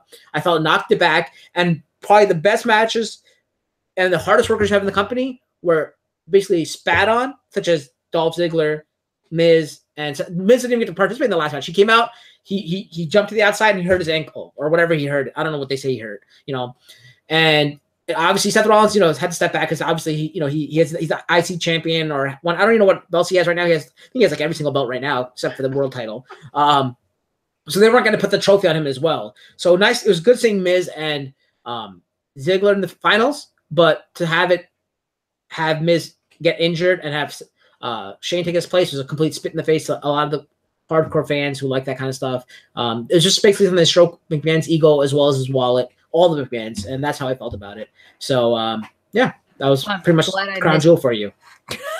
I'm glad I didn't watch it. Yeah, it sounded like a shitstorm. Well, thanks for taking it for the team, Cal, and watching, so we didn't have to. This is why you're the that's also there was the AJ Samoa match. I fell asleep during that because it was basically the same match. As soon as Samoa gets started, he is so slow and methodical and lethargic, I fall asleep during it. But I'm pretty sure AJ Styles won that, and now he's like a champion for over 1 year now, 360 something days now. Yeah, over a year. Yeah, I feel like Nia Jax and Samoa Joe are in the same sphere to where every time you want them to get a push, it just doesn't happen. You're like, oh, they might get the belt this time. Oh no, it's not gonna happen. Oh, they're getting Oh no, it's not gonna happen. Yeah, Nia Jane. That's her new moniker. Anyway, I'm pretty satisfied that I missed it. I don't care. Because before then, I just wanted to see AJ versus Daniel Bryan because I thought they were doing a good build-up for that. But once Daniel Bryan was like, peace, I'm out. I'm not going to Saudi Arabia. And we got the match on SmackDown, which is great. It's bad. It's a shame that they had to punish him by making him tap out to, I forget AJ's submission move. God, that's bad. But actually, let's talk about that for a second. So, in the World Cup was supposed to be, John Cena and the others who were there. But the week before, John's management team was like, nah, bruh, you ain't going. You got movies to sell in the U.S. and internationally. So he bowed out. And a couple days later, Daniel Bryan did the same. I feel like it was just for moral reasons. He doesn't have any movies or anything that would prevent him from not going. So they got replaced. It would have been fantastic if they had come out and been like, "We're not going because this is horse shit." Yeah, that would be great. One. Yeah, that was the one thing. They didn't publicly say anything. Yeah, it would have been the WWE very well could have been like, "You can't say that." Do you know what I mean? Because that would be true. That's true. That's essentially just like a tiny little mutiny.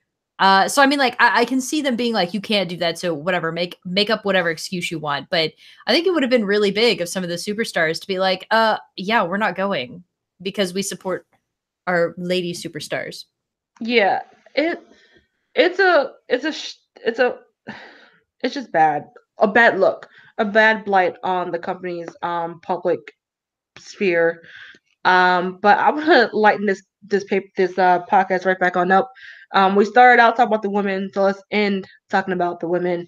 Yeah. Actually, Kyle, I wanted to get your thoughts on Evolution. We haven't heard about you on that.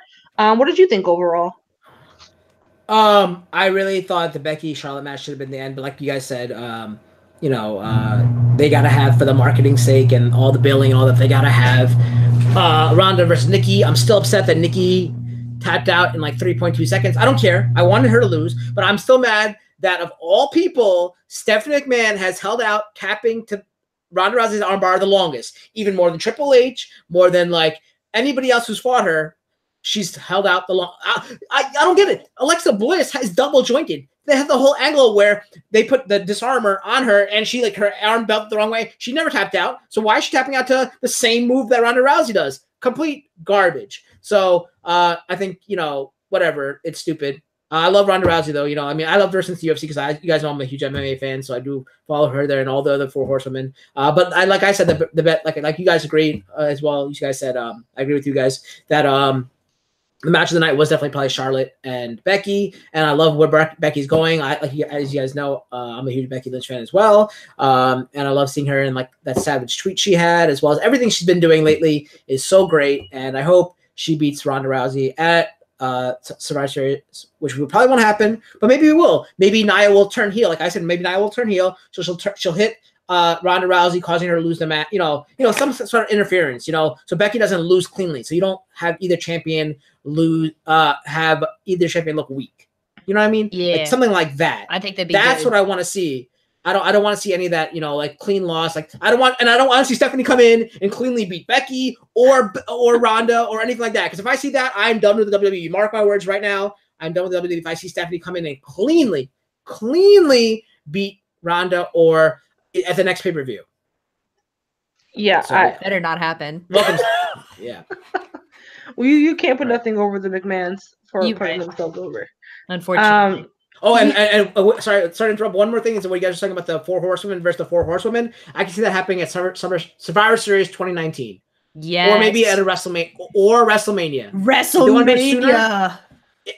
If they want to do it sooner, they can do it at WrestleMania, or maybe they'll have like Ronda versus I don't know who the leader would be, Charlotte at WrestleMania with the other horsewomen in the corners.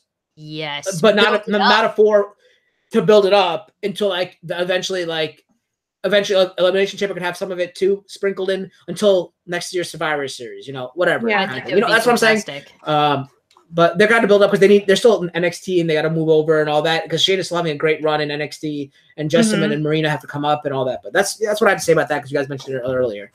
Yeah, because I was my thoughts were that if Shayna didn't win that match, that she was about to get the call up because she's ready. But I feel like they're keeping her in NXT so she can build up the other 2, let the audience get used to them and them 3. Hopefully, I'm just really hoping they're just gonna run roughshod over the whole NXT women's roster and basically be for those who do watch NXT the Undisputed Era female side for that women's division type of deal. Because one right now Shayna is just so great as a heel. I don't want to see her as a face. So I think more logically, I think we need to turn Ronda heel, who I also would think will work better as a heel just from her fierceness, and then have them for just tearing the roster up at some point next year, like you said. But I'm pretty stoked, even though it's not even haven't even been announced yet. But I would really love to see that match. But there are some storylines that have to play out before then. But I'm be pretty excited about that. But guys, to close out the show, I posed a question to my co-host earlier this evening to celebrate the women of to celebrate Evolution. We wanted to give some shine for our personal favorites of past women. I asked them what was their favorite women superstar from the past, currently in the present, and who do you think has a good future in the business. And I told them it didn't have to be there, that we related, though I think most of mine will, just because that's what I've been exposed to most. But Cal, what did you come up with, or who should say? Yeah. So past, no, it's a no-brainer for me. It's I think Trish Stratus, because I was a huge Trish Stratus fan. I loved everything about her, all the angles she had. She was great. Like, you know, like she did everything. She took everything for the team, basically. You know, like the whole, like what we looked at it back then, the Attitude Era was like degrading to women and all that, with like the whole McMahon angle that she had to do and stuff like that. But then like the whole Edge and Christian were there, Team Canada, that was great to have. That was fun. Then she was also, like you said, a pioneer. She had great matches with Lita, Mickie James, all that kind of stuff was awesome. So it's good to see that she's evolved, if you will. You know, that was so awesome to see. And that's why I loved her, because she was like that big person for me back in the day. It wasn't even that long, you know, ago. But currently, you know, obviously I love Alexa, and I love, but she's currently hurt. So Becky's great seeing Becky doing what she's doing. It's awesome. And for the future, Probably, I love the Iconics. They're hilarious. That spot that they have when they come to the Battle Royal and the little pose they have. And I have a soft spot for Australians, so like I love them. They're so great. They are so awesome. And obviously, hometown hero for me, Liv Morgan, would be great to see her do well. I love the Riot Squad as well, but Iconics maybe for the future, I'd love to see them do awesome. But Trish, Alexa, and Peyton Royce, that's what I want to see succeed. What about you, Nikki? For me, I would say I kind of already spoiled it earlier in the show, but obviously my pick for my favorite woman of the past is China. May she rest in peace. But I loved that she was strong and she wasn't particularly like effeminate or pretty. And I don't know, like I loved that she went up against the men. She just wasn't a traditional, I don't know, women's wrestler, I guess. And that was one of the things that I really loved about her. As far as present, I love Becky Lynch so much. And I know that she's going to do great things. But to be honest, I'm super excited about Ember Moon. Like I love her. I love her and I want to see her go do just amazing, great things. I've been following her for a couple of years from NXT. And again, she's a Dallas girl and I live in Dallas in case that hasn't been made clear. So like, I love her. I think she's going to end up being like really great.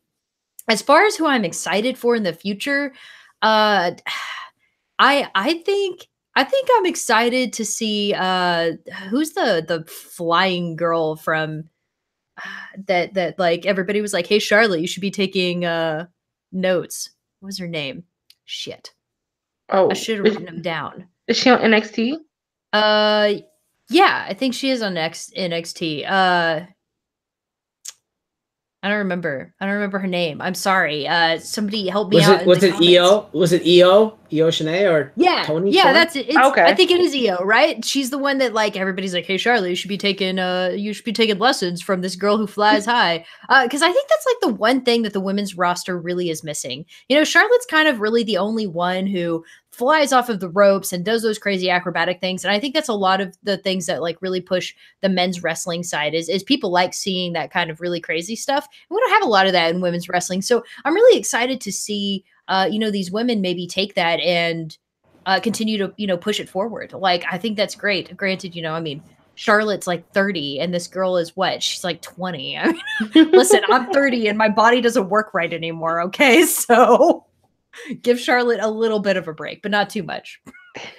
I think it'd be cool if they have a Japanese stable and Kairi Sane is a pirate, right? So she pulls a cord and a cannon comes out and it shoots a cannon, but instead of a cannonball coming out, that girl comes out, Io comes out, and then flips and hits people. That'd be an awesome finishing move. I think that'd be fantastic. I need that in my life. I didn't know I needed it until you said it. Now I do. That would be quite entertaining. I'm all for it. Vince, probably not. But for me in the past, the one woman who got me like this is what I want to watch is gotta be Lita. For one, she didn't look like a lot of the other women. She wasn't, the skinny blonde chick. She had tattoos, she had red hair, she was flipping around, and of course she was paired with my favorite tag team of all time, the Hardy Boys. And so she was my gal. And I love her to this day. And my only regret is that I never got to see her like live do any of these things. But I just love everything that she does. And she's been a pioneer for women's wrestling since she's been in the game. And so, and she's influenced, a lot of the women in the past that we named, those two, Trish and Chyna, have influenced thousands of girls. But Lita was the one who caught my attention first, and then Chyna and Trish, and going back and looking at the other past pioneers as well. Presently, I also have to go with Ember. I just love her. I'm wearing her shirt tonight. Yeah. Her athleticism is just amazing. Oh, well, speaking of amazing, I also love Naomi too. But well, actually, what I really love is that presently there's just so many women that we could name that are just doing great right now. But Ember is just in the forefront of my mind at the time. But I do love like Naomi and Liv and Nia, of course, like I said, that's also my girl, and Sasha Banks and Becky and Charlotte. I love them all. And then, but Ember, I don't know. I can't really explain like what, but she just does it for me. And as far as the future going, man, I really love Shayna Baszler. When she first started, I was like, okay, are we just fine tuning her for when Ronda gets here? I don't know, but she has really like made me a fan between her great heel work and her work in the ring. I'm just like, I'm excited for whatever she's going to do in the future. And if I can add like a future column 1B or 1A, I gotta go with also Bianca Blair. She is another upcoming NXT star. For those who again don't watch, you should be watching NXT. It's great. Watch it. It's only an hour, and they do great storyline. Anyway, back to Bianca Blair. I feel like her and Shayna are kind of on the same but on two different paths. They're both heelish, badass women who not only look great in the ring but can work. They have charisma. That's what it is. It's the charisma and the stage presence in that ring. I think that's what grabs me towards them. And again, their athleticism just speaks for themselves. That I'm excited to see what they're going to do with them and how they will transfer over into the main roster. So it's a good time to be not only just a women wrestling fan, but a wrestling fan in general. Even though we joke that there's like 80,000 hours of wrestling on television, and that's just in WWE, not to mention the other promotions that are going on. I feel like we are in a great renaissance of great wrestling, and I'm excited. I'm still excited to be a wrestling fan, even though when I don't agree with all the decisions that some of the bigger companies are making or booking lines and why can't we get Braun a title match? I mean, a title on around his waist. But I'm still excited, and still have the belt. Yeah. I'm still excited still, even when they make me angry and sad, or when they make me happy. And just like an Evolution, being able to just like, wow, it's a good time to be a wrestling fan. And can I interrupt you for 1 second? I forgot to mention one thing about Crown Jewel, and I know we don't really want to talk about Crown Jewel, but another thing I was glad to say, one progressive thing that I want to say that I was good to see is Renee Young. I was so surprised to see they allowed Renee Young to be a commentator. She commentated out there with Michael Cole and Corey Graves. So that was awesome to see. And she wasn't fully covered. You know, her hair was showing and all that. She was wearing black. It was up to her arms and all that. So that was like covered, but her hair was showing, which is a huge thing in in their culture. Right. So that was cool to see. One thing I was though upset about was that you guys touched on this, and I had noticed it while it was happening. I'm like, I got to make sure I mention this on the show, is that every promo they showed for SmackDown and Raw, and then eventually for WrestleMania, never showed a woman. It was like as if women didn't exist in the WWE. So any Raw promo and then the SmackDown promo, they showed all the men.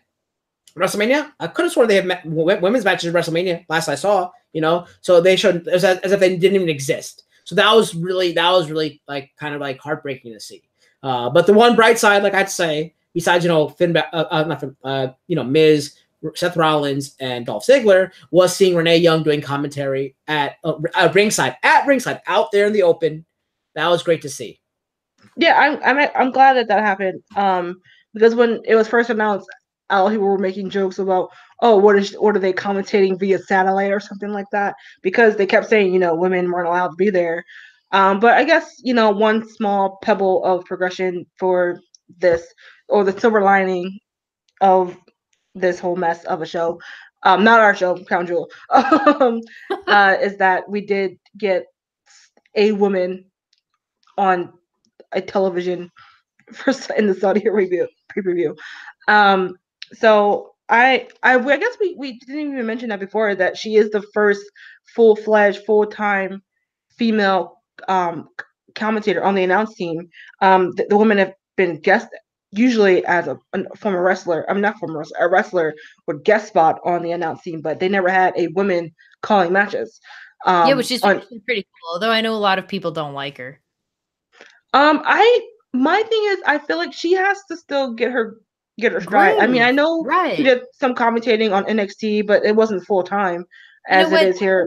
on the Let main me tell roster. you, right? Like, I want everyone on YouTube to go back and watch your first video and then compare it to who you are now. Okay, like you sucked back then. You don't realize you did, but you did. You know, but like you're better now because now you get used to doing what you're doing. And it's like that's the same thing with Renee Young. Like, give her a break, right? She'll find her stride. It'll be great.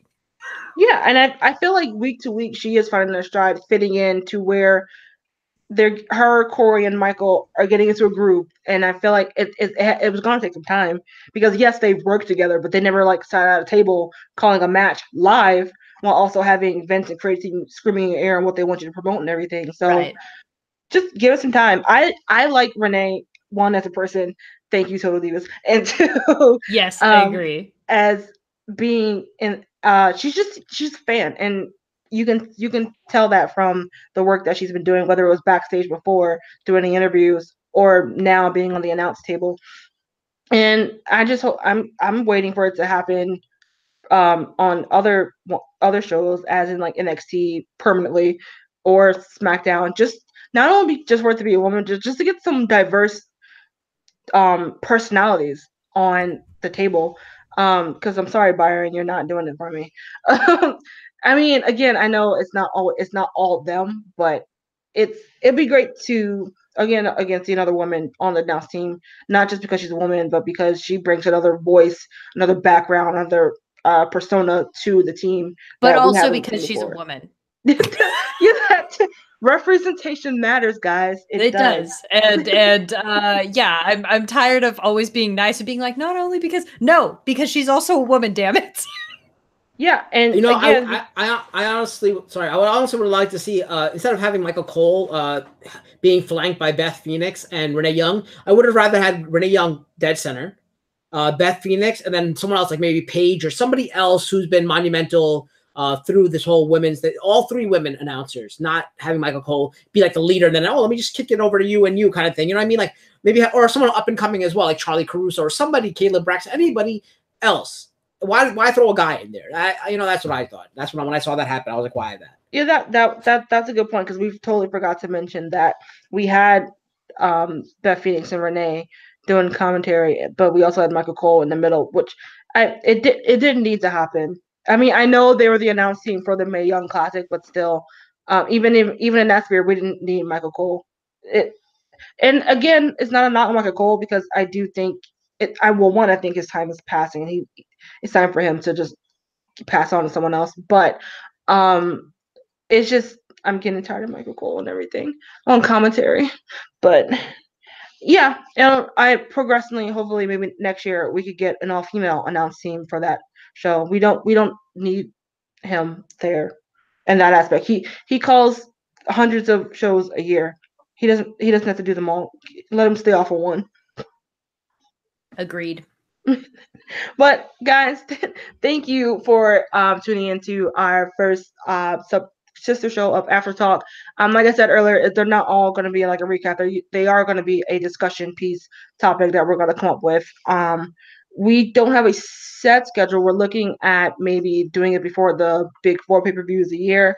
But since we, after Matt didn't have a recap of the pay-per-views, we thought, fine, we can do a slight recap here of both Crown Jewel and Evolution, and to get you guys used to the longer form discussions that we're going to have on After Talk.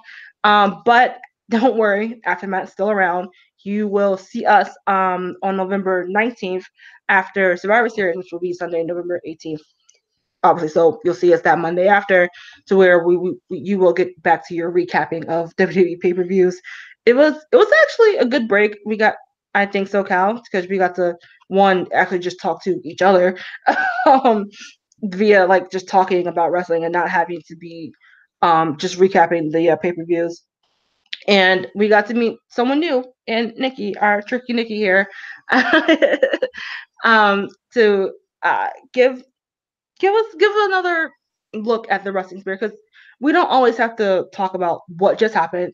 I mean, sometimes we, as you can, as what happened in AfterMat, we get into these other side discussions, and we thought this would be a great place to put them here. So I hope you guys enjoyed it. If so, or if not, you can let us know in the comments, or you can follow us on Twitter. So why don't we go ahead and do that?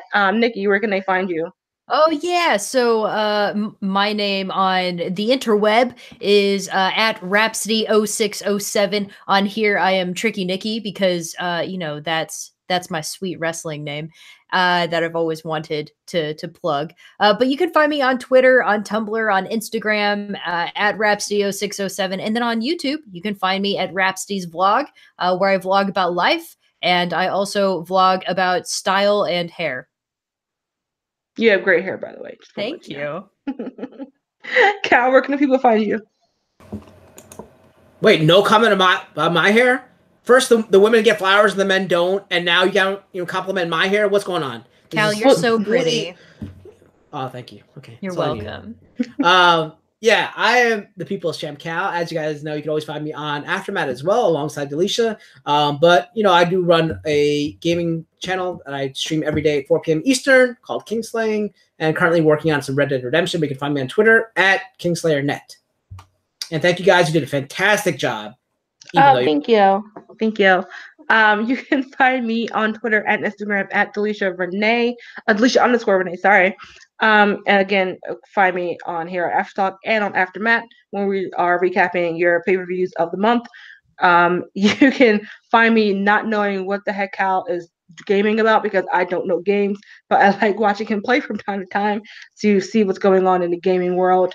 And I just wanted to thank you guys for tuning in tonight. It's my first time hosting a show of any sort. And so I really would like your feedback. You can hit me up on Twitter, comment down below on the video, or tell Cal or Nikki how you think we're doing. Yeah, but in the constructive meantime, criticism. Be constructive, okay? Don't just tell us we suck. Tell us why we suck, and then we can get better. Yeah, exactly. We only get better by building off the mistakes of the past. I feel like that was on a fortune cookie somewhere. Until next time, guys. Until the next show. I've been Cal. I've not been Cal. I've been Delisha. That's Cal. That's Nikki. We'll see you next time, guys.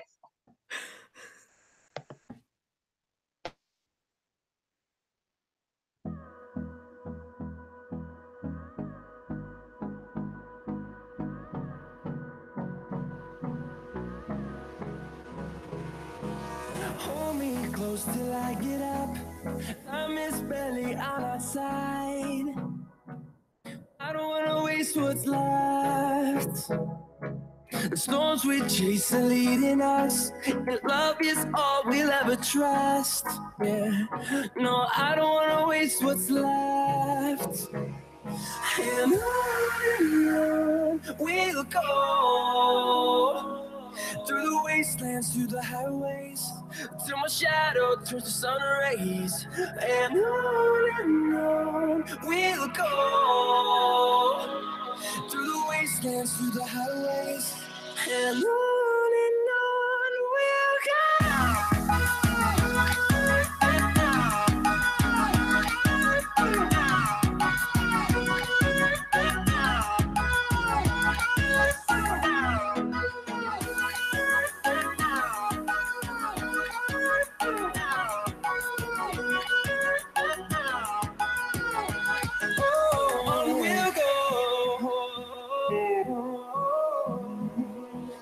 Finding life along the way, melodies we haven't played.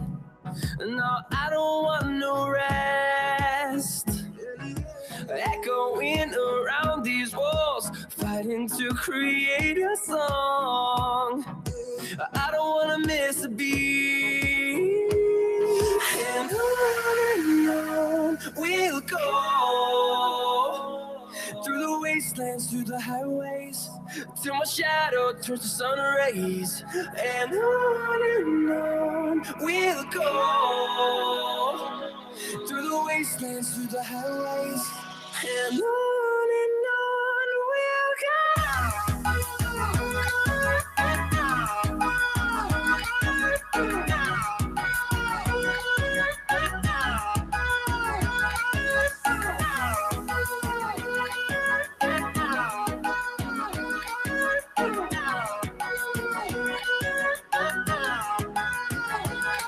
We'll grow in number, fueled by them to see the horizon. Turn us to thousands, and we'll grow in number. Fueled by them to see the horizon. Turn us to thousands. And on we'll go. Through the wastelands, through the highways, till my shadow turns to sun rays. And